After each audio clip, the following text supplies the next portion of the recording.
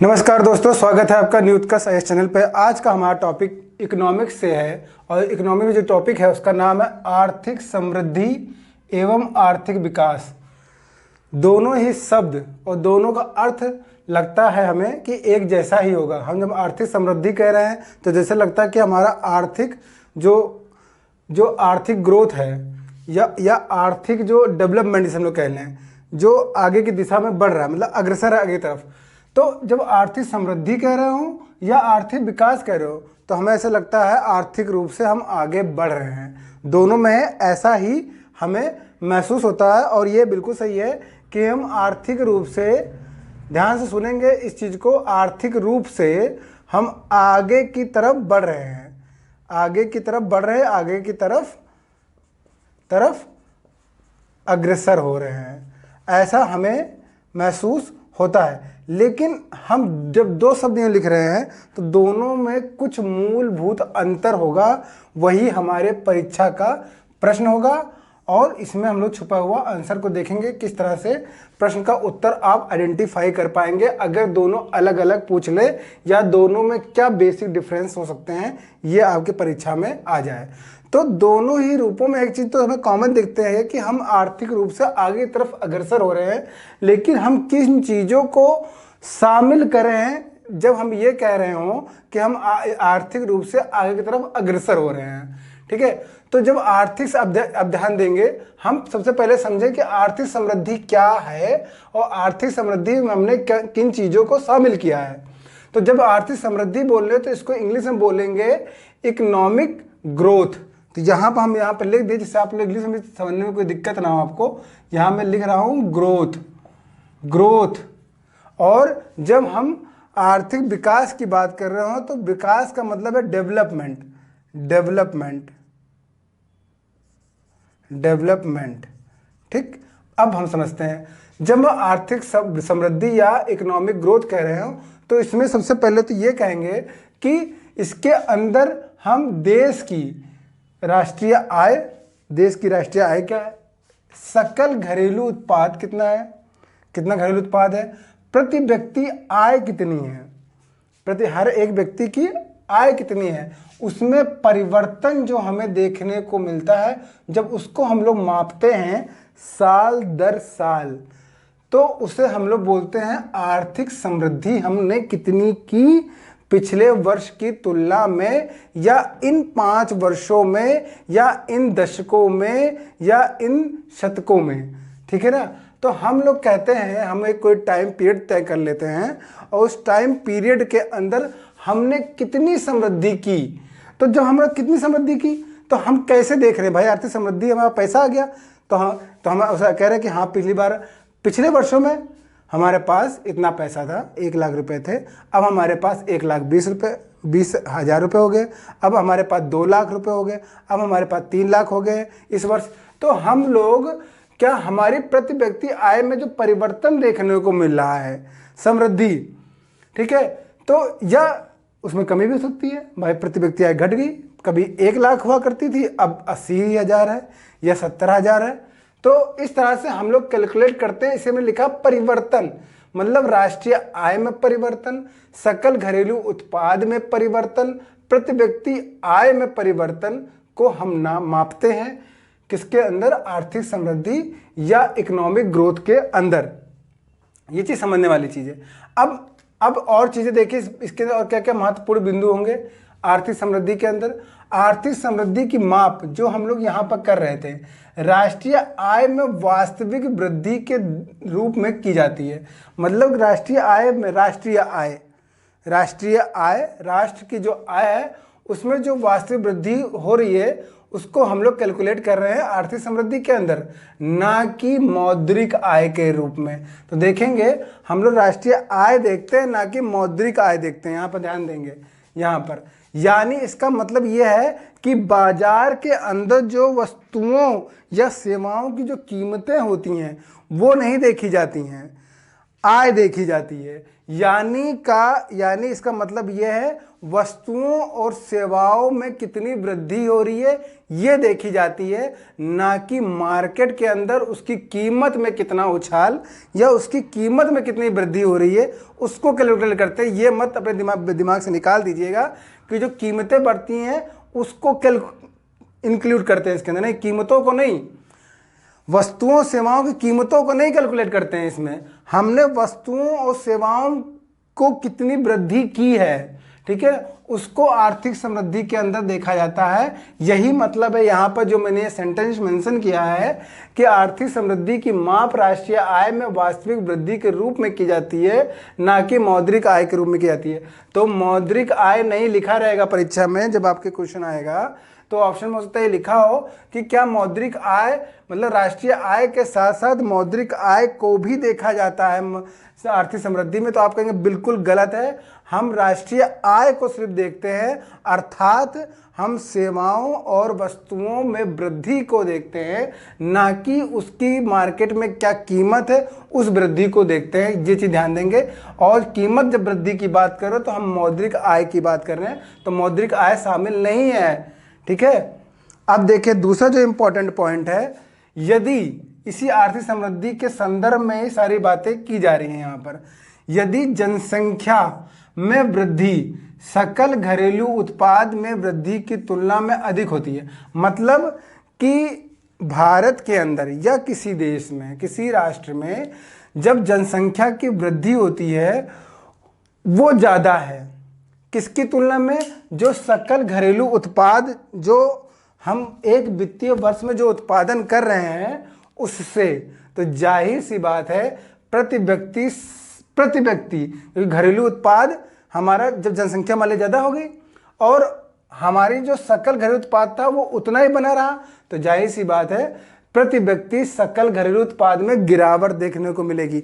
भाई अब उदाहरण के तौर पे हम लोग देख लें कि एक परिवार के अंदर 3 लोग हैं, 3 लोग भोजन ग्रहण कर रहे हैं, 3 लोग भर का भोजन बन रहा है, लेकिन 4 साल बाद या 2 साल बाद एक सदस्य और बढ़ गया, मतलब कि अब सदस्यों की संख्या एक परिवार में हो गई 4 और भोजन उतना ही था, भोजन उतना ही था। यानी इस भोजन को हम लोग कह दें कि सकल घरेलू उत्पाद कह दें, सकल घरेलू उत्पाद अगर हम कह दें, अगर भोजन को सकल घरेलू उत्पाद कह दें और जो पहले जो जनसंख्या थी मतलब परिवार के जो सदस्य तो 3 थे और जनसंख्या वृद्धि हो गई 4 में सदस्यों की संख्या 4 हो गई, तो भोजन तो उतना ही था, तो भोजन का डिस्ट्रीब्यूशन नंबर ऑफ कैंडिडेट में ज़्यादा हो गया। इसका मतलब भोजन की मात्रा प्रत्येक व्यक्ति के पास जो आएगी वो पहले की तुलना में कम हो जाएगी।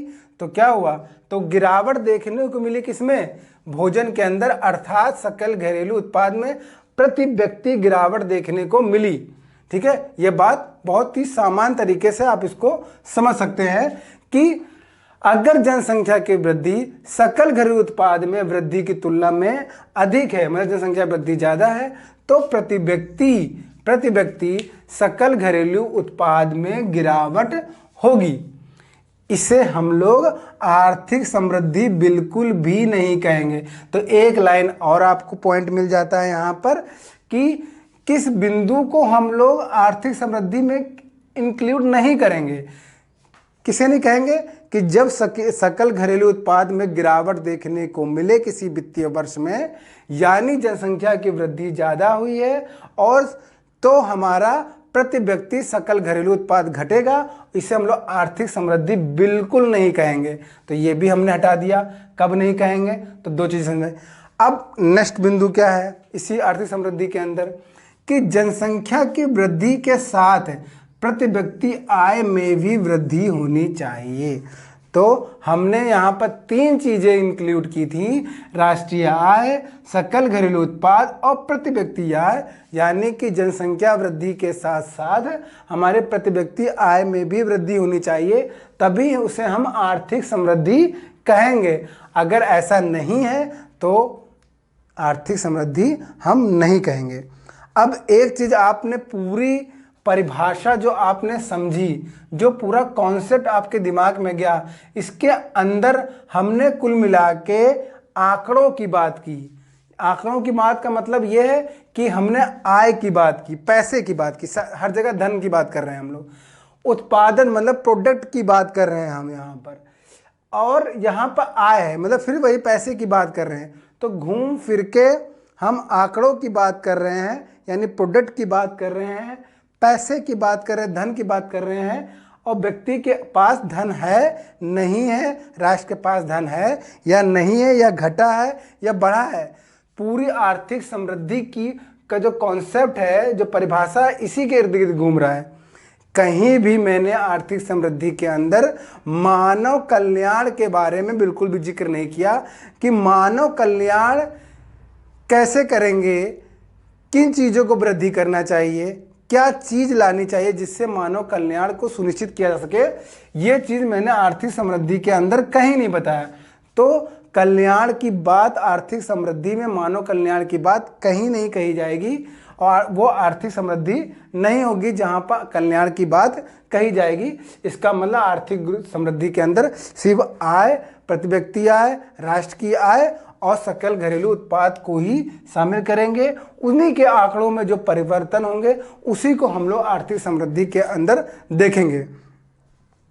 अब जाहिर सी बात है, जब हम कल्याण शब्द का इस्तेमाल कर लिए हैं तो वो कहीं और देखने को मिलेगा, वो हमें देखने को मिलेगा आर्थिक विकास यानी इकोनॉमिक डेवलपमेंट के अंदर देखने को मिलेगा।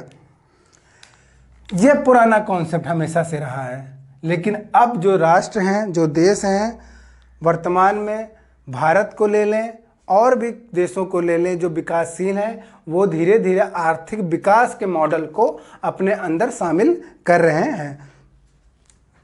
तो आर्थिक विकास के अंदर क्या है, चलिए देखते हैं। आर्थिक विकास यानी इकोनॉमिक डेवलपमेंट, जिसके अंदर आर्थिक विकास को समाज के भौतिक कल्याण, देखिए अब यहाँ समाज आ गया, समाज के भौतिक कल्याण यानी समाज के अंदर कौन है, व्यक्ति है, तो व्यक्ति के भौतिक कल्याण में निरंतर वृद्धि के रूप में परिभाषित किया जाता है। तो इसका मतलब बिल्कुल भी नहीं है कि जब हम समाज कल्याण की बात कर रहे हैं तो इसका मतलब बिल्कुल भी नहीं है कि हम राष्ट्रीय आय और सकल घरेलू उत्पाद या प्रति व्यक्ति आय की बात नहीं करेंगे। इनके साथ साथ हम समाज कल्याण या प्रति व्यक्ति के कल्याण की बात करेंगे। किसके साथ, राष्ट्रीय आय, सकल घरेलू उत्पाद, प्रति व्यक्ति आय के साथ साथ हम बात करेंगे भौतिक कल्याण, समाज के भौतिक कल्याण की। इससे हमको ये पता चल जाता है कि आर्थिक विकास की अवधारणा आर्थिक समृद्धि की अवधारणा की तुलना में ज़्यादा व्यापक है। मतलब कि आर्थिक विकास आर्थिक समृद्धि को अपने अंदर शामिल कर लेता है। अब जिस भौतिक कल्याण की बात कर रहे हैं हम लोग, या जिस हम भौतिक उन्नत कहले से, उसके अंदर किन चीज़ों को शामिल करते हैं, चलिए देखते हैं। उसके अंदर हम लोग सामाजिक, सांस्कृतिक, राजनीतिक तथा आर्थिक परिवर्तन, देखिए आर्थिक परिवर्तन आ गया ना, वही आर्थिक परिवर्तन जो यहाँ पर हम मेंशन कर रहे थे। तो सामाजिक, सांस्कृतिक, राजनीतिक, आर्थिक परिवर्तन को सम्मिलित करते हैं, ये सम्मिलित करते होते हैं इसके अंदर भौतिक उन्नति के अंदर। इसके अलावा इसको और हम लोग डिटेल में जाए तो हम लोग कहेंगे इसमें संसाधनों की आपूर्ति। संसाधन क्या, भौतिक संसाधनों की आपूर्ति किस रूप में समाज के कल्याण में या प्रति व्यक्ति के कल्याण में कैसे हम लोग कर रहे हैं, तो संसाधनों की आपूर्ति की बात कर रहे हैं। पूंजी निर्माण की दर की बात कर रहे हैं। पूंजी निर्माण का मतलब बचत होता है, और बचत को किस प्रकार से हम पूंजी के निर्माण के लिए और उस बचत को किस तरह से निवेश करेंगे, किस तरह से हम मशीनरी वगैरह या सेवाओं या वस्तुओं के उत्पादन में किस तरह से निवेश को के योगदान का उपयोग करेंगे, वो चीज़ें पूंजी निर्माण के अंदर आता है। पूंजी निर्माण की दर, जनसंख्या का आकार और बनावट की हम बात कर रहे हैं, कैसा है किसी देश की, ठीक है ना, उसको भी देखेंगे हम लोग। आर्थिक विकास के जब तक हम इस चीज़ को नहीं समझेंगे कि समाज की जनसंख्या का आकार किसी क्षेत्र में कैसा है, उसकी बनावट कैसी है, तब तक हम जो हम आर्थिक विकास की बात कर रहे हैं उसको सुचारू रूप से उसका इम्प्लीमेंटेशन नहीं कर पाएंगे। ये भी इम्पॉर्टेंट होता है कि गांव में हम गए, किसी गांव के डेवलपमेंट की जब हम बात कर रहे हैं तो हम लोग देख रहे हैं कि वहाँ की जनसंख्या पॉपुलेशन कितनी है, 5,000 है, 10,000 है, 1,000 है, 2,000 है। उसी प्रकार से वहाँ पर किस तरह से डेवलपमेंट करना है वो सब चीज़ें देखी जाती हैं। फिर देखें प्रौद्योगिकी की बात कर रहे हैं। प्रौद्योगिकी विकास, कौशल तथा कार्यकुशलता, प्रति व्यक्ति जीवन स्तर में सुधार। जीवन स्तर में सुधार किस प्रकार से होगा ये मैं पिछली वीडियो में बता चुका हूँ। अच्छी शिक्षा प्रणाली, ठीक है, बेहतर स्वास्थ्य सुविधाएं, ये भी मैं पिछले वीडियो में बता चुका हूँ, सभी शामिल की जाती हैं सामाजिक कल्याण या सामाजिक उन्नति में, समाज के या प्रति व्यक्ति की उन्नति में। ये सब चीज़ें शामिल जब कर ली जा रही है तो हम जब कह रहे हों ये चीज़ें हमें देखनी है तो हम समझ लीजिए कि हम आर्थिक विकास की बात कर रहे हैं, ना कि आर्थिक समृद्धि की। ठीक है, अब हम यहाँ पर देखते हैं, जब इस चीज़ को समझ लिए हैं तो अन्य एक इम्पॉर्टेंट पॉइंट ये है कि आर्थिक समृद्धि एवं आर्थिक विकास को प्रभावित करने वाले कारक क्या हैं। कारक का मतलब ये है कि किस प्रकार से हम लोग आर्थिक समृद्धि, आर्थिक विकास को सुनिश्चित कर सकते हैं, किन किन बिंदुओं पर हम इम्प्लीमेंटेशन हम करें, किन किन बिंदुओं को लेकर, जिससे कि हम आर्थिक समृद्धि, आर्थिक विकास को आगे बढ़ा सके। वही उसके कारक होंगे, यानी factor affecting economic growth and economic development की हम लोग यहाँ बात करेंगे। पहला पॉइंट है प्राकृतिक संसाधन। प्राकृतिक संसाधन किस प्रकार से, जैसे कि हम बात करें कि नेचुरल जो रिसोर्स होते हैं, जैसे हम लोग बिहार की बात करें, जब बिहार का डिवीज़न होता है तो आप देखेंगे झारखंड और बिहार में डिवीज़न होता है, तो जो नेचुरल रिसोर्स थे वो झारखंड के पास ज़्यादा चले गए और बिहार के पास नेचुरल रिसोर्स कम रह गए। तो इसका अपना एक असर पड़ता है। फैक्ट्रियाँ या प्रौद्योगिकी का या कारखानों का विकास उन्हीं जगहों पर ज़्यादा होता है जहाँ पर प्राकृतिक संसाधन उपलब्ध हों, तो उस एरिया के उसके अगल बगल जो टाउनशिप होती है वो ज़्यादा विकसित होती है। ठीक है ना, ये सब चीज़ें का फ़र्क पड़ता है। पूंजी निर्माण में आपको बता चुका, पूंजी निर्माण में बचत को देखते हैं और बचत को किस प्रकार से हम मशीनरी, सेवाएं और वस्तुओं के विकास वृद्धि में किस तरह से उसका उपयोग कर पाए। मतलब निवेश की हम लोग बात कर रहे हैं कि बचत को सिर्फ बचत की तरह, पूंजी निर्माण को सिर्फ बचत से डिनोट ना करें, सिर्फ बचत कर लिए तो हम पूंजी निर्माण कर लिए, सिर्फ इतना ना कहें। बचत जो हम कर रहे हैं उसको इन्वेस्टमेंट कैसे कर रहे हैं, कहाँ कर रहे हैं, ये भी चीज़ें हम पूंजी निर्माण में देखते हैं। ये भी आर्थिक विकास, आर्थिक समृद्धि में योगदान दे रहे हैं। कृषि का विक्रय अधिशेष, तो कृषि का विक्रय अधिशेष का क्या मतलब हो गया कि जैसे कि हम लोग जानते हैं कि जो हमारा शहरी जनसंख्या है वो शहरी जनसंख्या किस पर डिपेंड करती है। शहरी जनसंख्या डिपेंड करती है जो कृषि क्षेत्र होता है, यानी जो ग्रामीण क्षेत्र है वहाँ पर जो फसलों का उत्पादन होता है, जो खाद्यान्न की आपूर्ति होती है वो शहरों को होती है। अगर हमारा कृषि का विक्रय अधिशेष कम होगा तो जो शहरी जनसंख्या होगी वो भूखी रह जाएगी, जो कि आर्थिक समृद्धि या आर्थिक विकास में योगदान को प्रभावित कर सकता है, क्योंकि जो शहरों के पास जो खाद्यान्न की पूर्ति होती है वो कृषि विक्रय अधिशेष से ही होती है। ठीक है, औद्योगिकीकरण की तीव्र वृद्धि दर, आर्थिक अर्थव्यवस्था में सेवा क्षेत्र की बढ़ती भूमिका। हम लोग देखेंगे जब हम लोग प्राथमिक क्षेत्र, द्वितीयक क्षेत्र और तृतीयक क्षेत्र जब हम लोग पढ़ते हैं तो तृतीयक क्षेत्र में हम सेवा क्षेत्र को शामिल करते हैं, और जो आप देखेंगे कि सब जीडीपी में सबसे ज़्यादा योगदान हम लोग सेवा क्षेत्र को पाते देख रहे हैं, तो जो कि किसी देश की समृद्धि आर्थिक विकास में एक महत्वपूर्ण फैक्टर कितना कार्य करता है। तो ये बहुत ही इंपॉर्टेंट बिंदु है कि अगर पूछ ले परीक्षा में आर्थिक समृद्धि आर्थिक विकास में क्या ये इस कारक को शामिल किया जा सकता है तो अर्थव्यवस्था के सेवा क्षेत्र को, तो आप कहेंगे बिल्कुल। ठीक है, तकनीकी की उन्नति की बात कर रहे हैं, टेक्नोलॉजी पे पूरी दुनिया चल रही है। आर्थिक प्रणाली की बात करें, किस तरह की प्रणाली का विकास हम कर रखे हैं। राजनीतिक कारकों का भी डिपेंडेंसी होती है कि राजनीति जो होती है, जब परिवर्तन होता है, सत्ता में परिवर्तन होता है, सरकारों में जब परिवर्तन होता है, वो किस प्रकार से इफेक्ट करेगी, निवेश को कैसे इफेक्ट कर रही है, कंपनियों को किस तरह से इफेक्ट कर रही है, प्राइवेटाइजेशन को किस तरह से इफेक्ट कर रही है, वो सब चीज़ें राजनीतिक कारकों के अंतर्गत हम लोग शामिल कर लेते हैं। विदेशी व्यापार की स्थिति और उससे जुड़ी हुई नीतियाँ क्या बना रही हैं सरकारें, उसको देखेंगे। मानव संसाधन का किस प्रकार से हम उपयोग कर रहे हैं। अगर हम मानव संसाधन का उपयोग, यदि कोई राष्ट्र अपनी जनसंख्या, ध्यान दे बहुत इंपॉर्टेंट पॉइंट है ये, ऐसा अक्सर नहीं होता है, इसीलिए आप देखेंगे कि किसी देश की जनसंख्या तो बढ़ती है लेकिन उस देश के आर्थिक समृद्धि, आर्थिक विकास पे उतनी रफ्तार देखने को नहीं मिलती है जितनी उस जनसंख्या की रफ्तार में देखने को मिलती है, बढ़ते हुए रफ्तार को देखने को मिलती है। क्योंकि इसका मतलब ये हुआ कि वह राष्ट्र, वहाँ की सरकारें मानव संसाधन का उपयोग सुचारू रूप से नहीं कर पा रही है। जो मानव संसाधन है वो बेकार पड़ा हुआ है, उसका प्रबंधन नहीं हो पा रहा है, उसका उपयोग वस्तुओं सेवाओं के निर्माण में, उसकी वृद्धि में नहीं कर पा रहा हुआ राष्ट्र। इसलिए जो ग्रोथ, आर्थिक समृद्धि, जो आर्थिक विकास हमें उस देश में देखने को मिलनी चाहिए, जो लक्ष्य होता है एक तय समय का, वो हम प्राप्त नहीं कर पाते हैं।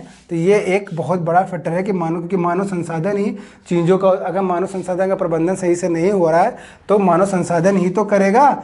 सीधी सी बहुत कॉन्सेप्ट है इसमें कि मानव संसाधन ही जो है जो वस्तुओं सेवाओं का निर्माण करता है, चाहे वो तकनीकी के क्षेत्र में हो, चाहे कृषि के क्षेत्र में हो, चाहे सेवा के क्षेत्र में हो, उद्योग के क्षेत्र में लगा हुआ हो, शिक्षा के क्षेत्र में लगा हुआ हो, किसी क्षेत्र में लगा हो तो कौन लगा है? मानव लगा है। अगर कोई टीचर आपको पढ़ा रहा है तो वो क्या है? मानव संसाधन ही है जो आपको ज्ञान दे रहा है। अगर आप कोई वस्तु खरीदने जाते हैं, वो जो वस्तु खरीद के लेके उसको किसने बनाया है? मानव ने बनाया है। वो तो ऐसा तो है नहीं आसमान से गिरा है, ठीक है, कि चलो आसमान से गिरने का इंतजार करते हैं, वहाँ कोई बीज बोते हैं जिससे गिरेगा सामान, ठीक है ना। तो मानव संसाधन, जो खाद्यान्न हम खाते हैं शहरों में, उसे कौन उगा रहा है? किसान। और किसान क्या है? मानव संसाधन है। तो ये बहुत ही कॉमन चीज़ है, इसको समझने वाली चीज़ है, ठीक है। तो ये चीज़ है। उद्यमशीलता की हम बात कर रहे हैं, किस प्रकार से मानव उद्यमशीलता में आगे की तरफ बढ़ेगा, किस तरह सरकार किस प्रकार की नीति बनाए जिससे कि उद्यमशीलता का विकास हो सके, लोग नए नए उद्यम को अपना सकें आसानी से। फिर सामाजिक लागतें हैं। सामाजिक लागतें में समाज कल्याण से संबंधित जो योजनाएं सरकार लेके आती है, वो चीज़ें जो कि आर्थिक विकास में महत्वपूर्ण योगदान देती है, जो कि पूरी कहानी आर्थिक विकास, सामाजिक लागत या सामाजिक न्याय व्यवस्था या सामाजिक योजनाओं पर डिपेंडेंट करती है। तो ये काफ़ी इम्पॉर्टेंट है आर्थिक समृद्धि और आर्थिक विकास और इससे संबंधित कारक, इसकी परिभाषा अगर आप इसको समझ पाएँ तो काफ़ी इम्पोर्टेंट होगा, आगे आने वाली परीक्षा में काफ़ी योगदान देगा आपको और इकोनॉमिक्स को समझने में काफ़ी योगदान देगा। क्योंकि सारी कहानी और सारी इकोनॉमिक्स, सारी अर्थव्यवस्था, सब कुछ हम देखेंगे आर्थिक समृद्धि और आर्थिक विकास के चारों तरफ ही घूम रही। सब कुछ इसीलिए ही किया जा रहा है, चाहे आप मैक्रो इकोनॉमिक्स पढ़ें चाहे माइक्रो इकोनॉमिक्स पढ़ें। तो उम्मीद करता हूँ वीडियो आपको काफ़ी पसंद आया होगा, इसलिए इस वीडियो को अधिक से अधिक लाइक करें, शेयर करें, सब्सक्राइब करें। आज के लिए इतना ही, धन्यवाद।